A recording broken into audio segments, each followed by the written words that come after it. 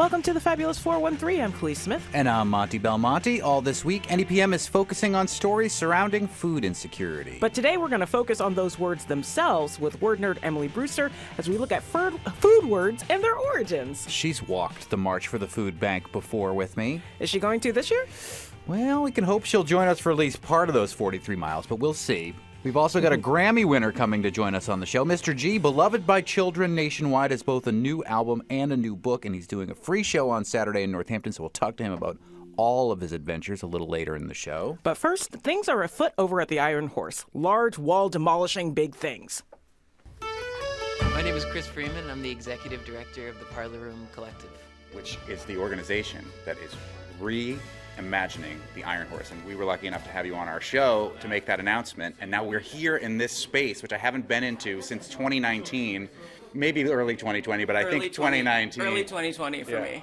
And it is, I mean, I was overcome with emotion when I came in here. Khalees, you used to work here. Yeah, I used to work here. I have You have different emotions? Well, no, I loved working here. I probably wouldn't have stopped if circumstances hadn't made that happen. People worked here for the love, not for everything else. So what we're announcing today is that the Parlor Room Collective is launching a capital campaign to revive the Iron Horse, located at 20 Center Street here in Northampton, Massachusetts. In total, it's a $750,000 project to improve safety, comfort, and accessibility for all the customers and artists that come through the Iron Horse. In terms of an enhanced customer patron experience, we are tripling the total number of bathrooms and moving them upstairs.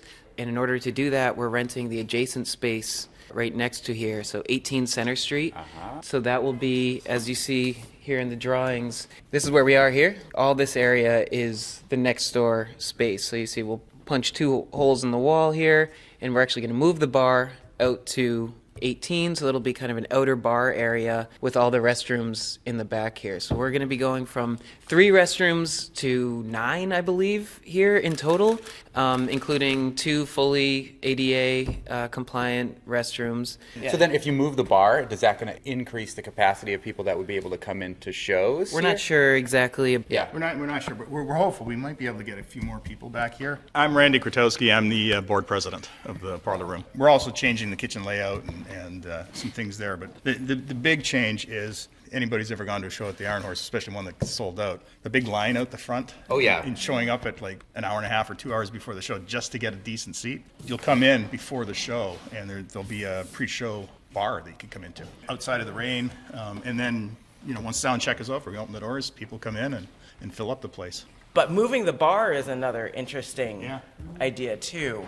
Just because it makes it easier not just for guests, but for employees. Oh, yeah, absolutely. As I remember from experience. Getting into the kitchen to get anything was always a pain. And now there are actual windows, not to mention the kitchen's got more space so that they can get around too. A couple other exciting pieces of news that are a part of this is that we're working with Dave Schreier of East Hampton's Daily Operation to revamp the restaurant. So it'll be a whole new menu, a whole new dining and overall experience here. Plus just making sure that we're designing the menu in tandem with designing the kitchen. And so just making sure that we are running really efficiently, able to feed people very quickly.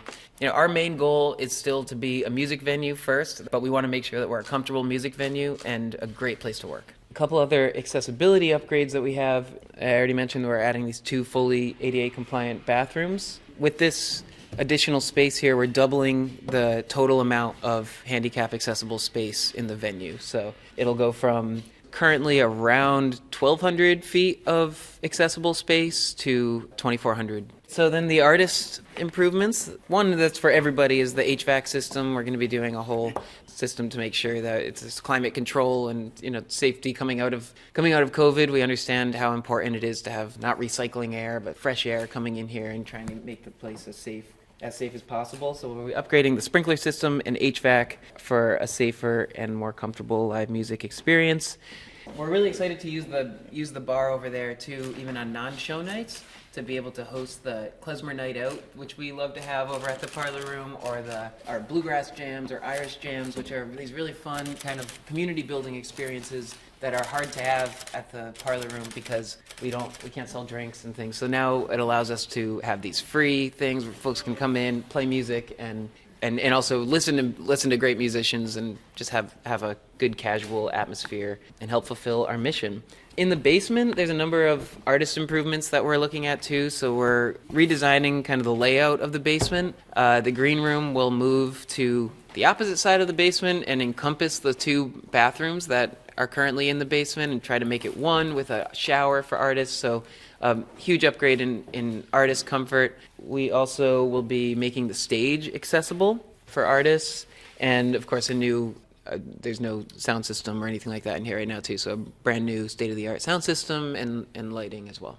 All of these upgrades were stuff that we found from listening. The problem has never been the music here. The problem has never been the dusty walls and things like that really make the place special and give it the soul that the Iron Horse has become so famous for. So those aren't the things that we're trying to change. We just want to make sure that it's a safe place where people feel comfortable and want to return to, and that's both from a customer standpoint and an artist standpoint. We're also planning on having around 24 shows a month here, so really trying to have a full schedule of shows. We've already started booking and talking to artists about coming in to play, and we've gotten the go-ahead from the construction team that we can book shows as of May 1st. So if we can raise this money in time, we can have this fully open, no phasing, everything May 1st with grand opening shows. That will be really exciting. You want to tell us who those are going to be yet? No. You have to ask. Green River Festival is going to tell who the first artists are tomorrow, so. This capital campaign, it meets the needs of what the community has asked for. We've had posts on Facebook where we ask what people are looking for in a revived Iron Horse, all the way to just people knocking on the window and telling me what they want when I'm sitting in here. So we know that the needs are clear. It's essentially, we can fix the bathrooms and the HVAC. That is what the community has decided that we need. So those are our main priorities. But everybody knows like how special this place is for our community as a whole, and everybody feels ownership over it already. So we really are just trying to kind of rally community support to be like, this is a special place that Northampton has, that nowhere else has a spot quite like this one. And so we think it's important, and we think it's important that people feel welcomed and safe when they're in here, and we think the community will come together to support this project. That it's in total a $750,000 project to make sure that we have the staff and facilities that can run this place the way that we want to as a mission-based organization. We have $73,000 from the federal money, but through the town, to go into some of the initial upgrades here. But we've also raised over $120,000 in individual donations already. Plus, there's a number of other grants that we're working diligently to hopefully receive. Between individual donations, grant money, corporate donations, sponsorships, and all that, we feel really confident that we can get to this number. That the only way we can do it is with community support and enthusiasm, which we already know exists. We just gotta harness it. We've started today as creating like fundraising teams. So if people go to ironhorse.org, they can learn all about the upgrades that we have planned and create a fundraising team of their own, so they can put it out to their networks and raise money to. If people can show that they care about the space and they care about coming back, we really hope that kind of this like team fundraising effort will, exponentially help us. When Parlor Room bought the Iron Horse brand, it did not buy the building that the Iron Horse lives in, and you're making major investments into this building. Is there an idea that this could eventually become a lease to own? What's the guarantee that all this money will be raised and invested into this space, but that in perpetuity this space would continue to be the Iron Horse? Well, we have a 15-year lease on the space, so 15 years is worth having accessible bathrooms. I think so too. This is not just a music venue that's going to be open from 5 to 11 p.m. each night. It's like, this is going to be an active community space that hopefully someday we can have a camp, a downtown Northampton music camp. We can have a recording studio in the spaces. There's so many opportunities that we can do, and so much good that we can do with the Iron Horse. This is the best plan, and we have the best people in the area helping us make the plan so we can make it happen. We had a little community potluck the other night here, because this is our little clubhouse now, and like invited the people that are like really doing work to keep the parlor room going, and there's 70 people here. It's a humongous group of people. Not everybody's paid, but everybody is passionate and everybody is excited about the future. I got to see so many shows here. So many people out of my wheelhouse I wouldn't have gotten to see. Tell me some of your favorites. Alejandro Escovedo with a string quartet. One of the best shows I've ever seen, period. Like, nobody knew what was going to happen. His arrangements were amazing. Like, seeing that, seeing the Avett Brothers here. I got to see Grizzly Bear here before they got, like, super big. I got to see Beck. I was at Beck. That's my number one show here. There must have been 10,000 people at that Beck show. No, it was a rehearsal show for his tour. He was practicing the material for Sea Change. Yeah. And you test out the material and you see how it works. Yeah. That show got booked. It sold out in like half an hour. Yeah, it was amazing. But at the time, like, I had friends who worked at the Horse and I lived upstairs, so I kind of got snuck in the back to see that show. Wynton Marsalis too. Oh yeah. Oh my God. 4 days of Wynton Marsalis. I'd go see Fred Eaglesmith back to back. He'd do like an afternoon show and an evening show, and One I'd show go that to was like mostly both. trains, one show that was mostly not trains. I'd love it. Wicked fun. They Might Be Giants, Andrew Bird. Oh man, so many good shows. But I also remember like one of the worst times I had on the floor. I fell up the stairs to my section and dropped my tray of drinks on the soundboard. Chris, were you around in the era of? Yeah, I played the Iron Horse. Okay, good. Yeah. Just making I sure. worked your shows. What are some of your favorite shows from here? The best show that I ever saw here was the Low Anthem in probably 2012. Just unreal. Matt Davidson, who goes by Twain now, was in the band. Jossie Adams, who's in Arc Iris, was in there. It was just like, oh my God, such an amazing show. I stood in the pit sweating there, and it was so good.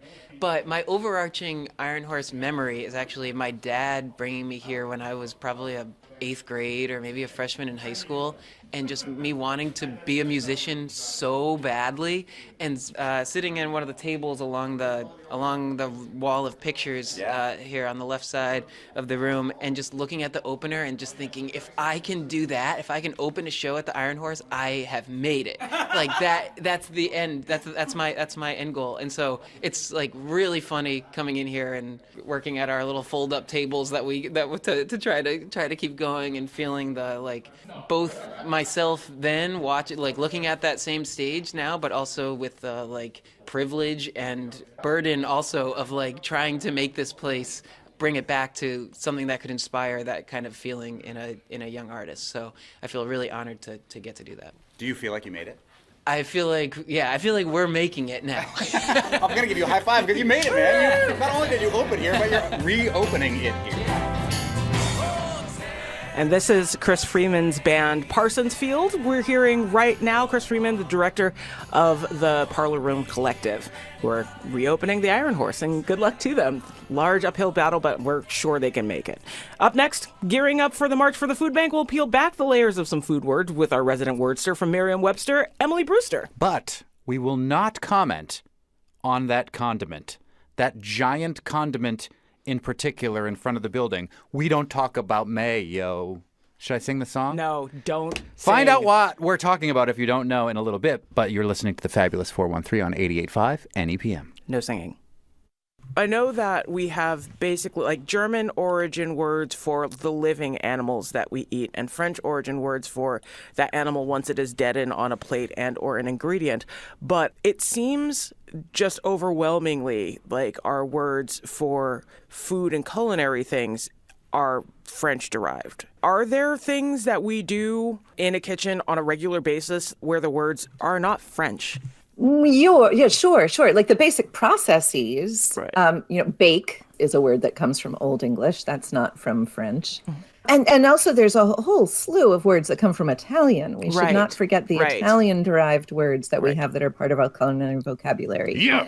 But sauté is French. Absolutely. Chiffonade is French. It's almost like English speakers couldn't really cook before the French invaded and took over. I mean, that is not true. I mean, no one's Is it surprised true? by it. Is it not true? It's kind of true. Did we get boil from the Irish? I always joke I'm half Italian and half Irish, that my Irish side has figured out how to boil the flavor out of every food. You know what? You can blame the French for that one. I believe the dude from River Cafe would have words to say with you about that. There is some good Irish food now, I would agree. Emily Brewster, resident Worcester from Merriam-Webster, our dictionary in Springfield. We're talking about food words today because Monday and Tuesday, November 20th and 21st, is the 14th annual March for the Food Bank, 43 miles from Springfield to Greenfield, to raise money and awareness about hunger in our area. You, yourself, Emily Brewster, have done the Food Bank March, at least the 26-mile Northampton part of the jaunt. That's correct. I've done it twice. But you're not ever doing it again because it's too much, right? No, I won't say that. I might do it. I might do it next year. I was not ready for it this year. It crept up on me. Lots of things are creeping up on me. I thought you were one of the people that, like, I've done it, check that off the list, like me and skydiving. I had to do it one time, never need to do it again. Yeah, no. The first time I did it with the wrong shoes, and then the second time I did it with good shoes, and that was fine. That was okay. I could walk the next day, so that was a positive. Good shoes and good socks, just like hiking. You need both. Yeah, but we're here to talk about food words because our goal is to make sure that everybody has enough food to eat. So some interesting food-related words, Emily Brewster. Food words for the food bank, and also because there are lots of occasions for eating coming up, and we very much want everyone to have enough food, and food is something that unifies us. There's a word that came into public consciousness not that long ago that I'm sure is going to come up again in coming weeks, and that is the word turducken. I love this word. Has either of you ever eaten a turducken? I have eaten a turducken. I have made a turducken. Whoa! I have never eaten a turducken, but It takes I'm tempted to. so much time. And this is coming from someone who is planning for their Friendsgiving to make a turketta. Like a porchetta of turkey? Yeah, where you bone the whole thing. But yeah, I've done it. It took a long time. A turducken, for those who don't know, is a boneless chicken stuffed into a boneless duck, stuffed into a boneless turkey. That's a lot of boneless meat. Yeah. Yes. Now, the first time I ever heard of the concept of turducken was while watching football, where John Madden on Thanksgiving, the legendary football announcer coach, would talk about how he would eat this, what seems like abhorrent carnivorous fowl. 1997, John Madden was coming to New Orleans to call a Saints game. Local radio personality said, wouldn't it be nice if John Madden would try this turducken? Now, here's my turducken. You got the turkey on the outside, then you stuff the turkey with a... It smelled so good. ...duck with a chicken. About a week later, I get a phone call from Fox Sports. They said, Glenn, John Madden wants the turducken to be the official food for our Madden team. There it is. Look, we got dressing and everything. Is he responsible for the word turducken? I don't think so. Our earliest evidence of it in print is from 1982. That's both earlier and later than I was expecting, somehow. Yeah. It's a child of the 80s, which on some level is just not at all surprising. No. Not at all. No. So much excess. Exactly. Where was this first use of turducken that Merriam-Webster has seen? The first instance of turducken, both that Merriam-Webster knows about and that the Oxford English Dictionary has a citation for, is from a Newsweek article in November of 1982. The person who's credited with doing this goes by the name of Prudhomme. I don't know who that is. Paul This person is Prudhomme, not. a pillar of Cajun cooking. He is responsible for a lot of the, not promotion, but like the spread of awareness of Cajun cuisine. He has the magic seasoning blend. He That's does. how I know him. He does. And you've seen his picture if you've gotten this seasoning Yes, blend he before. was a very round man. Yeah. And apparently, he may have been the first person to call it a turducken. I love it. I believe it. That's fantastic. I am so glad you two know so much. Here's another food word. I really love me a good poo-poo platter. Yes! I love Boo Boo Platter so much. We had a election night broadcast coverage, and I got a poo-poo platter that night, and I was in heaven. I'm going to have a poo-poo platter on the Wednesday before Thanksgiving and on Christmas Day. It's poo-poo platter season for me. It's the most wonderful time of the year. Monty, what's in your poo-poo platter? If we're going to a restaurant, it must come with a sterno flame in the middle. Right. And then a wooden bowl that's... Speaking of 80s excess. Oh, yeah, my God, I love this. But here's what I require. Egg rolls, chicken fingers, chicken wings, fried shrimp, crab rangoon, spare ribs, beef teriyaki. Everything except the crab rangoon I'm good with. Oh, I'll have your crab rangoon. That's fine. I give them away. Other people want them. I'm going to get an extra order of it anyway. Monty, I think it's really a testament to the draw that a poo-poo platter has that the first thing you comment on is how much you enjoy eating the food instead of just making some really crass joke about the name. Oh, that's what happens after I eat the food. Exactly. You teed me up for that, Emily Brewster. I was just going to let it go. Yeah, right. Well, we're here to talk about words, and it is a little strange that like we're all fine with this being called a poo-poo platter when poo-poo has other digestive related meanings Indeed. in our language, spelled differently. Spelled The poo-poo platter is P-U-P-U. Yeah, which stinks. Any guess for the language from which this poo-poo is borrowed? I'd assume that it was Cantonese or like Fujian. I'm probably off. I'm going to guess indigenous Hawaiian language. Monty, you are right. There we go.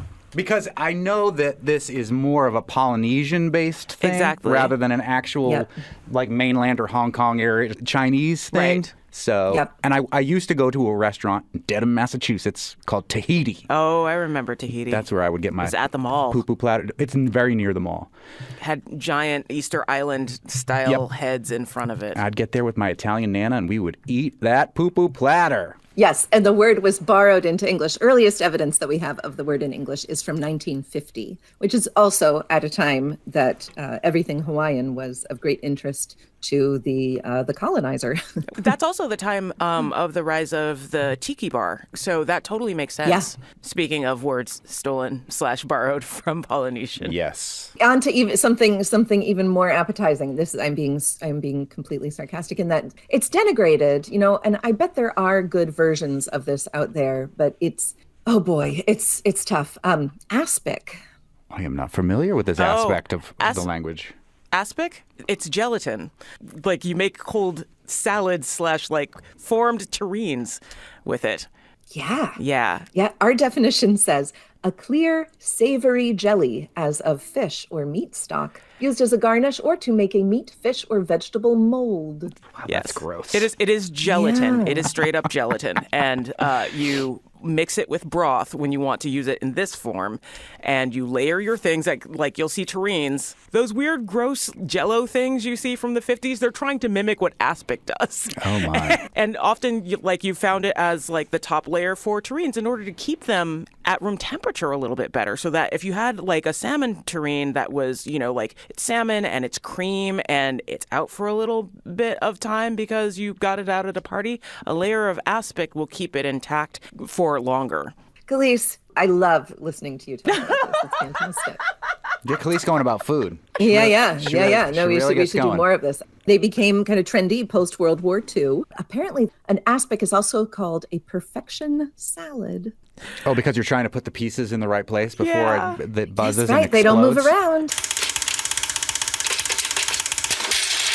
They're just stuck there. They're suspended in gelatinous goodness. Yeah, there's whole Facebook and Instagram groups dedicated to the things that have been done, the tragedies that have occurred with gelatin and aspic over the years, including like SpaghettiOs ones. Oh my God. This is like a Damien Hirst sculpture or something like that. As with many things culinary, we can indeed blame the French for this. Their word aspic means asp, as in the snake. And there's a French lexicographer, Paul-Émile Littré, suggested that jelly came to be called aspic because it is froid comme un aspic, meaning cold as an asp. It was one of the ways to preserve the flavor and still preserve the freshness. They can be really pretty. Go check them out. They can. And actually, my mom would occasionally make an aspic when I was a kid, and I liked them at the time. Wow. Yeah. All right. We're talking food words with Emily Brewster, resident wordster from Merriam-Webster, in anticipation of the March for the Food Bank this coming Monday and Tuesday, which Emily Brewster has done before, which Khalees Smith has been on the receiving end of my broadcast on this before, and which I will do again this Monday and Tuesday. More food words, Emily Brewster? Yeah, here's an Italian one that maybe you already know. Where do you think the word calzone came from? Is it the locale calzone zone? I don't think there's anything locale about any. There's nothing locale about what if there were? calzones. But what if there were? It's a whole new spin on Italian fast casual dining. Amazing. Now, you of all people like this. I'm going to use low-fat ingredients. Game changer. And I will call my new Italian fast casual eatery the Locale Calzone Zone.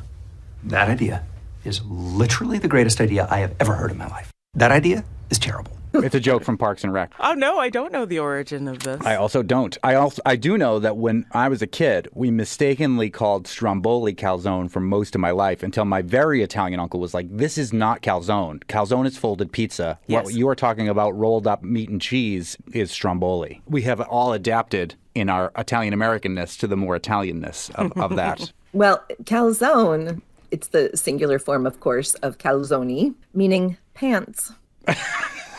That's hilarious.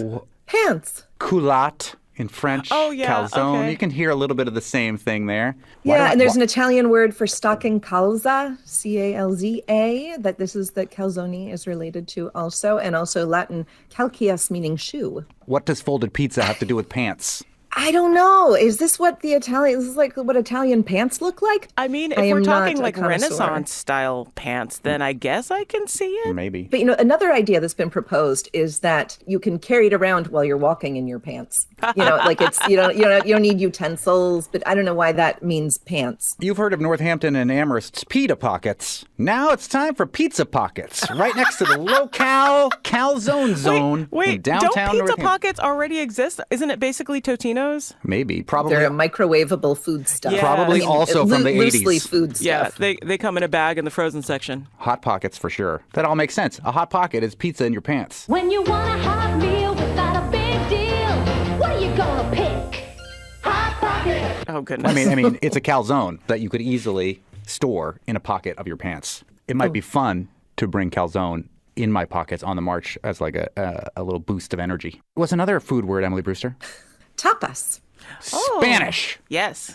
It derives from the Spanish noun tapa, meaning cover or lid. Any thought on why this would be? Like on top of spaghetti, all covered with cheese. No. I lost my poor meatball when As- somebody sneezed. That's a different country. I thought it was because of the way that tapas are laid out at the bar when you get them. They're little plates. You get the little plate. They have a little cover at the bar. But I might be wrong about that. Yeah. Well, nobody knows for sure. So you might also be right. But another idea is that, and again, tapas, just to be clear, are appetizers usually served at a bar. But it's thought that in Spain, they would sometimes put a piece of bread or something over a person's drink when the person stepped away from their drink so that dust or flies wouldn't get into it. And maybe they would like put some sardines on top and a smear of butter. And, then that became tapas, I guess. Yeah, that sounds so good. It's the lid for your drink that you can eat. It's an edible lid. I want a It's just sardine and theory. butter lid for my drink. Yes. Maybe a little tomato in there. This one, I'm guessing you both know. Burrito. Burrito. Little donkey. Little donkey. Why? Look at it. It looks like a It little, looks like a donkey? a little rolled up fatty thing. Looks like Cheech and Chong made it. Wow, man. That's some heavy shit. Wow. So you mean if you gave it a head and legs, any burrito would look like a donkey? Look like a little donkey. Yeah. Maybe. Yeah, some people say that it has to do with the resemblance to bedrolls that maybe a donkey would carry if it doesn't actually look like a donkey itself. But then there is a particular story that during the time of the Mexican revolutions in the 19-teens, supposedly there was a food vendor by the name of Juan Mendez who used a donkey to carry his food. And to keep the food warm, he would wrap it up in flour tortillas. And people looking for this fellow's offerings would say that they were looking for the burrito because he had this donkey that he was using to carry his food. Oh. I love that. I love that I like that too. more than they kind of look like cute fat little donkeys. Yeah, send it right up, man. We're really hungry. Okay, donkey smell. Yeah, it's nice, but there's no real evidence of it. It's a legend. It's possibly true. These things don't always get documented in a way that is usable for an etymologist, but that is still worth noting. And I think our Mexican friends would love to tell you that burritos are not really Mexican food so much, that they are more California food, but with a Mexican flair. What about the word taco?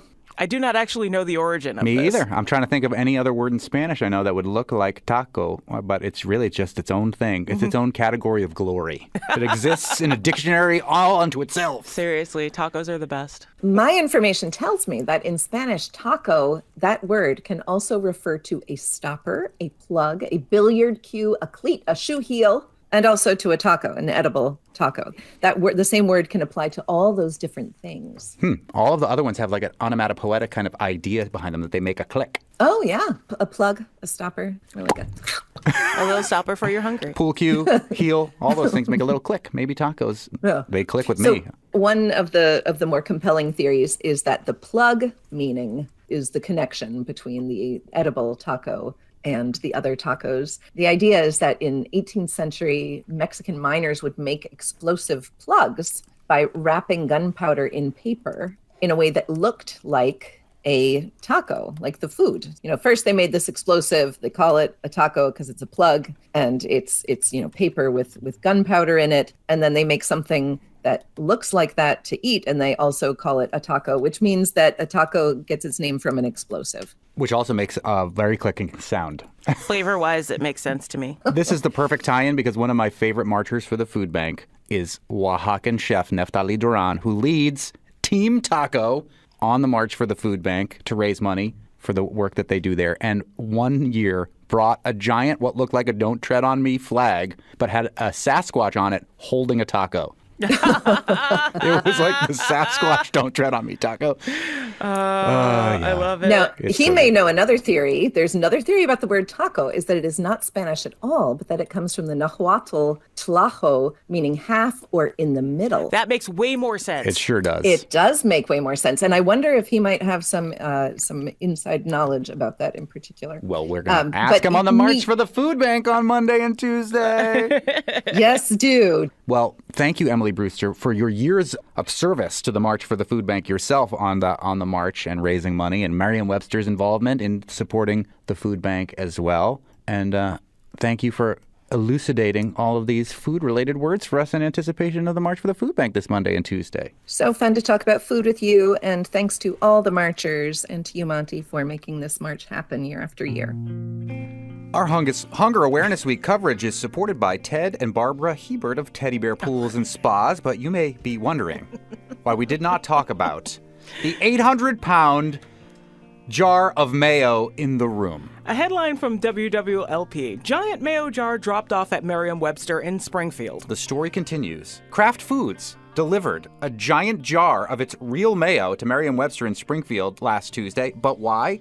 According to a spokesperson from Kraft Real Mayo, the unexpected delivery is an effort to make the word moist Merriam-Webster's word of the year. And according to this story and Urban Dictionary, the word moist has a bad rap, which says it's a word people pretend to hate because the internet told them to. And I'm going to say, as someone who doesn't really like that word outside of it being used for cake, it's not because the internet told me to. I don't mind the word moist. I think it's fun. I think it's fun that people don't like it. I also love mayo. But what I will tell you Yeah, I don't like either of those things. is that this is not Especially not together. This is not how the word of the year happens. No. You cannot petition Merriam-Webster with any sized mayo or other object to get a word of the year designation. But you, listener, you have more power than Kraft Foods because the word of the year is picked by lookups of words on merriam-webster.com. So if you were to go and look up moist, We're not encouraging this behavior. well, I am, You shouldn't over be. and over and over again, and it was so much more over last year's lookups of the word moist, and especially if there was some current event that corresponded with it, then perhaps moist could become word of the year. What we know is that it will be announced within the next couple of weeks, and that we will have Emily Brewster, resident wordster from Merriam-Webster, to talk with us about whatever you, users of the dictionary, decide is the word of the year. But we're also generally hoping for an organically formed and found word of the year. Like a mayonnaise-shaped word of the year. It's organically formed and found. They can It's hear moist. me shaking my head and rolling my eyes Word at you. of the year. I know that they can. Yeah. Up next, Live Music Wednesday with local hero and Latin Grammy Award winner Mr. G, who's got a free concert for you and your kids this weekend in Northampton. You're listening to the Fabulous 413 on 88.5 NEPM. Welcome back to the Fabulous 413. I'm Monty Belmonte. And I'm Khalil Smith. Ben Gundersheimer is a Latin Grammy Award-winning artist, author, activist, and educator. Hailed as a bilingual rock star by the Washington Post, he was originally dubbed Mr. G by his young students while pursuing a Master of Education degree. His dynamic, bilingual performances aim to dissolve borders and foster cross-cultural connections. Mr. G is also the author of Señorita Mariposa, Lila Tove / Good Night, and How Many Squirrels Are in the World, all of which are based on his original songs. He lives here in the 413 with his wife, Catherine, whom I almost exclusively call Mrs. G, just for thematic purposes, as she is often part of the show. Mr. G has a free show in Northampton this Saturday, November 18th at the family-friendly time of 11 a.m. at John M. Greene Hall in Smith College. And it's free and fun, and if you've never been to a Mr. G show, especially if you have kids, you're really missing out. Thanks for coming here to the Fabulous 413, Mr. G. Senor Hey, as I like to call you. Great to see you guys. Thanks for having me. If listeners may remember Mr. G, who played at our Asparagus Festival more than once, I think, right? Absolutely. Yeah, so the NEPM Asparagus Festival that happens on the Common there. Before we hear a little bit from the new album, talk about the book that corresponds with this new album. Which came first, the chicken or the egg? No. So the book came first, but it's a little bit of a convoluted answer because all my books originated as songs. There was a song called We'll Make Things Better Together. It was adapted as a manuscript, and the book came out in May. And I thought that for the first time I'd like to do an album just with everything, the polarization in the world, just something thematically under that concept of we'll make things better together. So then I wrote the album and produced it, and that came out a month or so ago. So the song came first, but the album didn't. Correct. Yeah. Correct. Got it. Now, having been through the process of making a children's book myself, how did you connect with your illustrator? Well, in this instance, my editor chose the illustrator. I've been very fortunate. I ended up with this phenomenal editor at Penguin Random House, and the first book that Monty mentioned was called Señorita Mariposa. And in that instance, I had already connected with this wonderful artist from Mexico who had done originally our album Los Animales, which is the one that won the Latin Grammy Award. And then several months after that happened, we were performing in Mexico. I connected with Marcos, who lives in Mexico City. We totally hit it off. He's done all our album covers since, started doing our T-shirts. And when the editor asked if I had any ideas for Señorita Mariposa, I suggested Marcos. She loved his work. And so that was amazing because, it's just developed this collaboration in the book. And that's rare to know Very the rare. illustrator Very that you're rare. going to be working with. Yes. And it was also a tribute to her just in terms of how collaborative she is. Mm-hmm. And but Marcos also illustrated How Many Squirrels Are in the World, which came out earlier this year as well, and we've got another one in the pipeline. So it's great that this collaboration and friendship we've had is now really evolving into the books. Cool. Yeah. How many squirrels are in the world? Too many.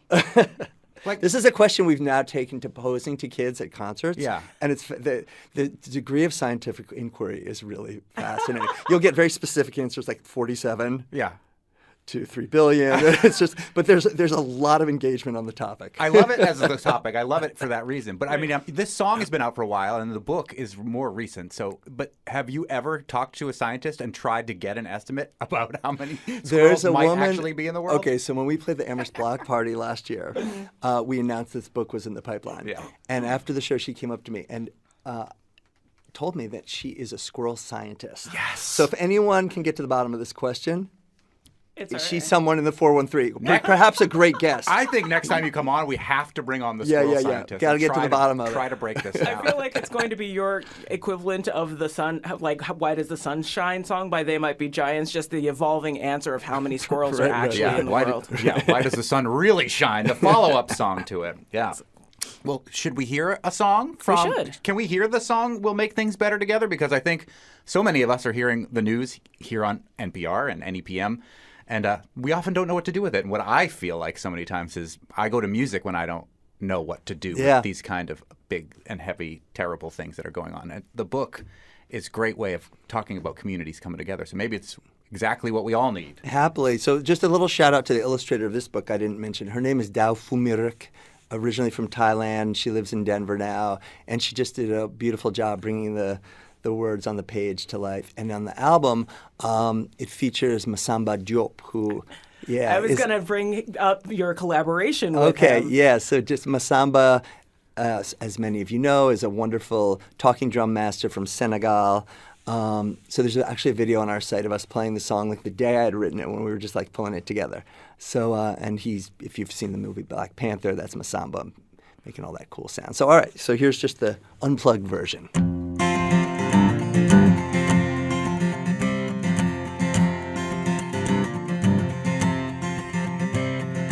Wake up with the rising sun. So happy that the day's begun. There's so much to do today. Now we're up and on our way. Everything is better. We're better when we work together. At the park there's work to do. Lots of friends are helping too. Recycle bottles, pick up trash. Clean this place up in a flash. Everything is better. We're better when we work together. Everything is better. We're better when we work together. We tend the garden on our knees. Say thank you to the honeybees. Fruits and veggies everywhere. We've got so much enough to share. Everything grows better. We're better when we work together. Everything is better. We're better when we work together. And we love to dance and clap and sing. Making music is our thing. Drums, maracas, and guitars. We're a band, we jam like stars. Oh,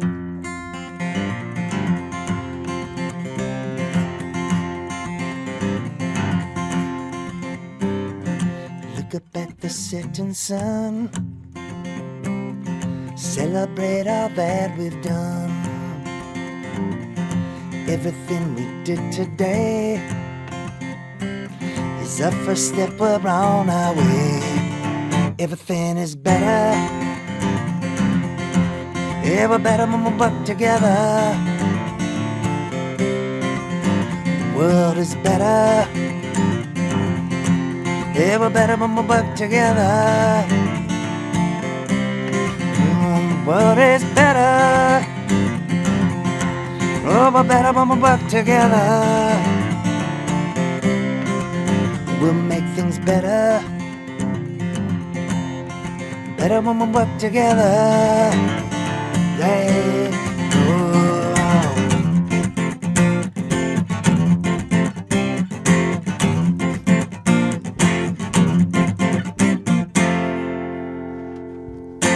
Local hero, Latin Grammy Award winner from right here in the 413, Mr. G, who has a show for free at John M. Greene Hall this Saturday at 11 a.m. NEPM is a sponsoring presenter of that show. Do we have to fully disclose that? Yes. Do we? Yes. I guess so. It doesn't hurt, right? No. Yeah.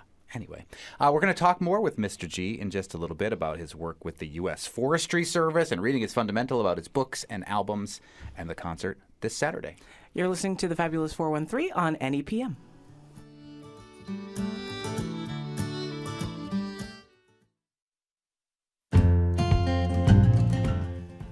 Welcome back to the Fabulous 413. I'm Monty Belmonte. And I'm Clee Smith, and we are here with Latin Grammy Award-winning children's book author Mr. G, who resides in the 413 and is having a concert for free, open to the public, on Saturday, November 18th. I am curious as to how your collaboration with Masamba Diop came about.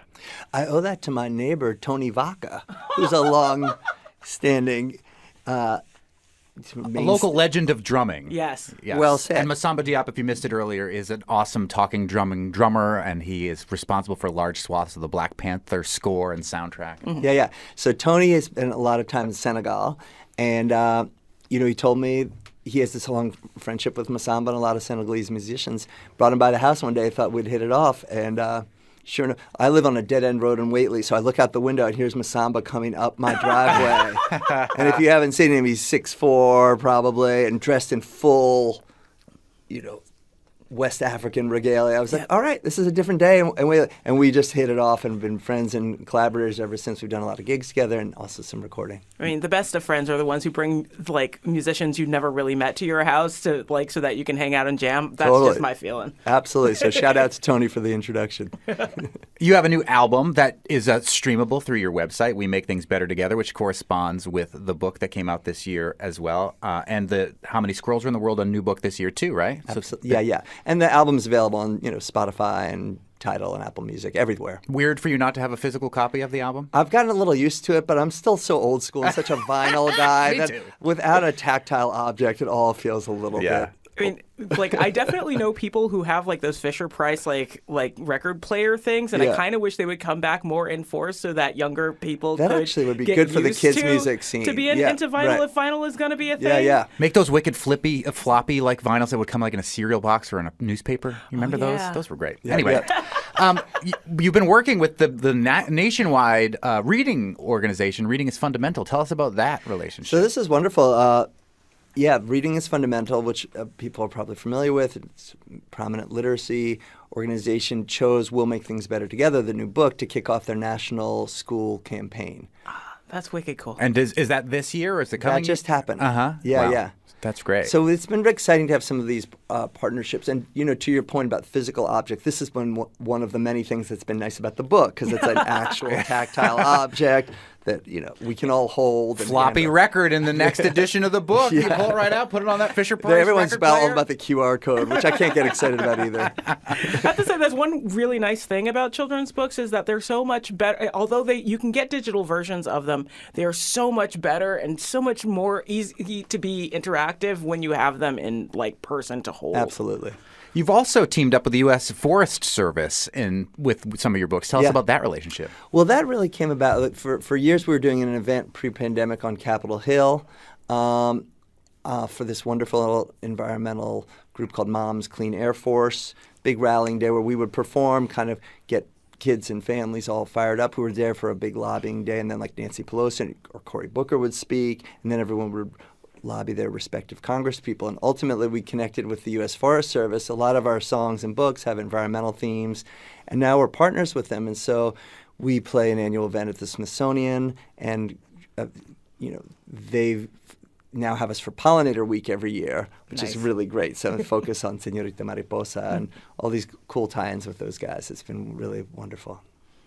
And there is an exciting development in the world of Señorita Mariposa, originally a song, then became a book, and now is going to become a musical? Yes, this is like the big reveal on that. So there's a fabulous children's theater in Minneapolis that's commissioning a theatrical adaptation of Señorita Mariposa. So I'm writing the music and co-writing the script with a wonderful Latinx playwright who's really established in that world, and it's going to premiere in Minnesota next fall. Is it hard to flesh that out to something that's probably going to end up being at least like 40-ish minutes? Yeah. I'll get back to you on that. We're just starting on it right now. Well, I'm assuming it'll be challenging, but it's also very exciting. Mariposa means butterfly, and there's already been a Madam Butterfly on there stage. You go. So very different plot. I'm sure. But I mean, it's just super exciting to explore new media, and they've got this whole immersive concept. So they're also licensing the art for Marcos, and so the concept will be to bring and have projection and animation. So the butterflies will take flight in the theater.